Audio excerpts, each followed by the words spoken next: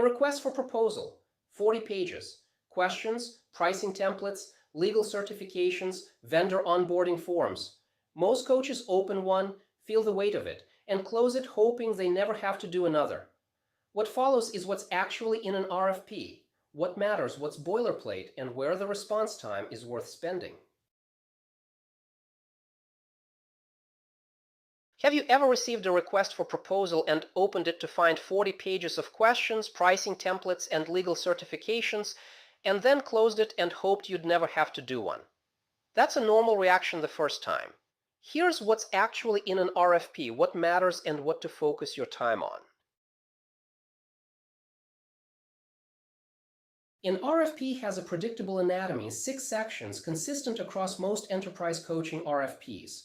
Company and program background, scope of coaching, who's being coached, what level, what objectives, coach qualifications and methodology, pricing and engagement terms, per session and per engagement, references and case examples, DEI and compliance, increasingly standard in enterprise submissions. 6 sections, predictable, scannable once you know what you're looking for. Here's where the evaluation actually happens. A typical RFP scoring rubric weights it like this: methodology at 35%, references and case examples at 30%, credentials at 20%, pricing competitiveness at 15%.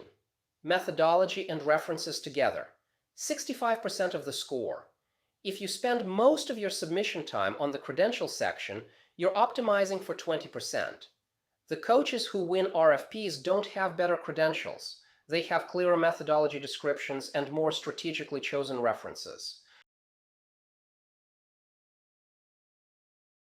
The methodology section is where most coaches write the same 4 sentences about ICF core competencies and stop.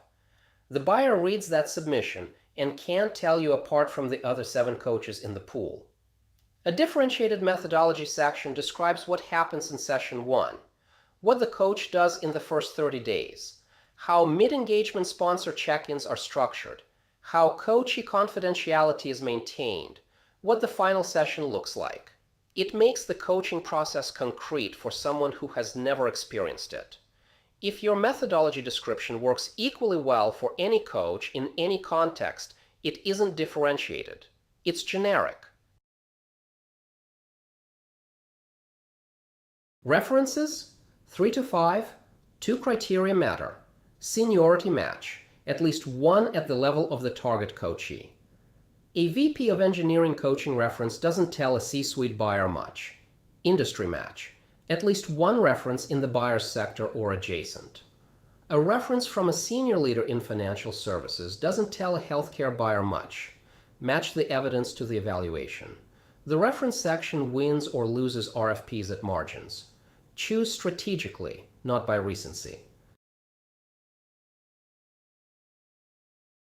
Here's the process that works. When an RFP arrives, block 4 hours. Read the scoring rubric first. It tells you exactly what they're weighting, so you know where to spend the time. Write the methodology section in your own voice. Do not use the tandem sanitized template text for the methodology. That's the structure, not your content. Everything else, credentials, references list, pricing table, DEI section, can be organized from the structural template in your resource pack. Tandem's real sanitized RFP responses are the structure. Your methodology must be yours. One operator signal to flag before you move on. The credentials section of most enterprise RFPs includes an insurance attestation, your carrier name, product tier, and coverage limits. Being asked for that documentation is the first signal that this engagement may carry flow-down insurance requirements from the prime contract. Unit 6.2.2 covers this in full. The point here, know your carrier and your coverage limits before you submit the RFP response, not after you've won and the certificate of insurance request arrives. That's a bad moment to discover you have a gap. The RFP response template ships with this unit. It's structured from Tandem's actual sanitized submissions. Your task is specific. Fill the methodology section from scratch in your own voice. Do not use the tandem text. That text is the structural model. The methodology is yours. A methodology section that sounds like anyone else's isn't differentiated. It's background noise in the evaluation. You've won the RFP.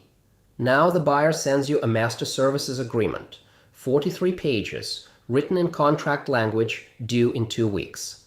What's in it, what matters, and what you're actually agreeing to, that's next.